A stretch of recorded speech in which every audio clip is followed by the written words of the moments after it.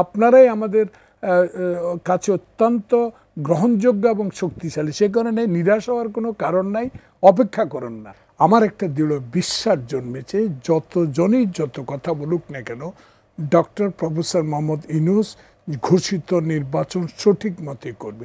যেদিন বেগম খালেদা জিয়াকে লন্ডনে পাঠানোর ঘোষণাটা এলো বা সিদ্ধান্তটা নেওয়া হচ্ছে, সেদিন কেন নতুন করে প্রার্থী ঘোষণা করলো বিএনপি, এবং এই ঘোষণার মাধ্যমে শরিকদের সঙ্গে সম্পর্ক ফাটলের কোনো আশঙ্কা আপনারা করছেন কিনা? যেটি দেখেন, আজকে এই বিষয়গুলো আলোচনার চেয়ে বেগম খালেদা জিয়ার স্বাস্থ্যগত বিষয় নিয়ে আমি মনে করেছি বিশদভাবে আলোচনা হবে।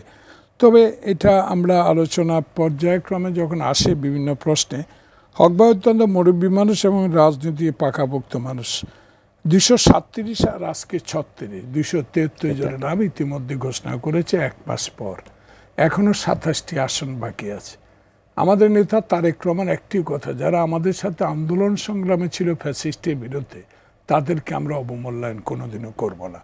তো এই জন্য আমি বলি, যার শেষ ভালো তার সবই ভালো। অতএব অপেক্ষা করতে হবে। এই কারণে যে বিএনপি স্ট্যান্ডিং কমিটি একবারে যে কিছু চিন্তা না করে এগুলো ঘোষণা করেছেন, এবং লন্ডন যাওয়ার আগের দিন কেন ঘোষণা করলেন, নিশ্চয় কোনো রাজনৈতিক পলিসি বা রাজনৈতিক কোনো সিদ্ধান্ত স্ট্যান্ডিং কমিটি এই বিষয়ে তারাই সিদ্ধান্ত নিয়েছেন। তো এটাতে তো আমি দ্বিমত পোষণ করতে পারবো না। তবে একটা অভয় ওনাকে দিতে পারি। উনি একটা আগে বলেছে যে তরি পারে ভিড়তে কোনো অসুবিধা হচ্ছে কিনা।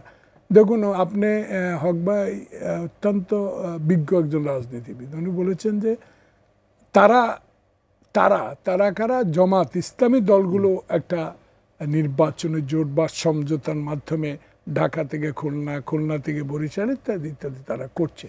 তা আমি মনে করি যে আপনাদের মতো রাজনৈতিক নেতৃত্বে যারা দল করেছেন বিগত দিনগুলোতে, তাদের অবমূল্যায়ন করার কোনো সুযোগ আমাদের নাই, বিএনপির নাই। এইটা বিশ্বাস আমরা করতে হবে। এবং আপনাদের চেয়ে শক্তিশালী কোনো দল সমঝোতা করে নাই বলেও আমি মনে করি। কারণ আমি মনে করি আপনারাই আমাদের কাছে অত্যন্ত গ্রহণযোগ্য এবং শক্তিশালী। সে কারণে নিরাশ হওয়ার কোনো কারণ নাই, অপেক্ষা করুন না।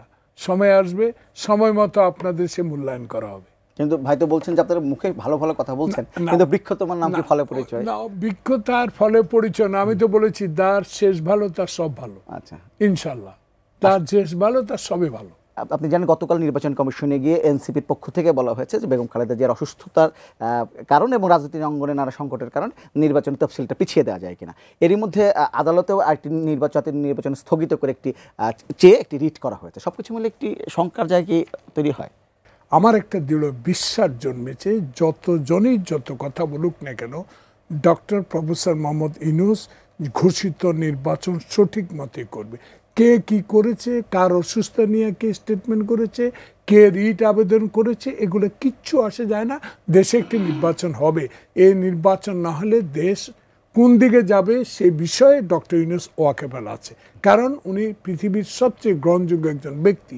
বাংলাদেশে কোনো লোক ওনাকে বসা নেই। আন্দোলন সংগ্রামে কারণে উনি এই পদে বসছেন। তো এই পদের মর্যাদা অক্ষুণ্ণ রাখার জন্য যা করার এই নির্বাচন উনি করবেন।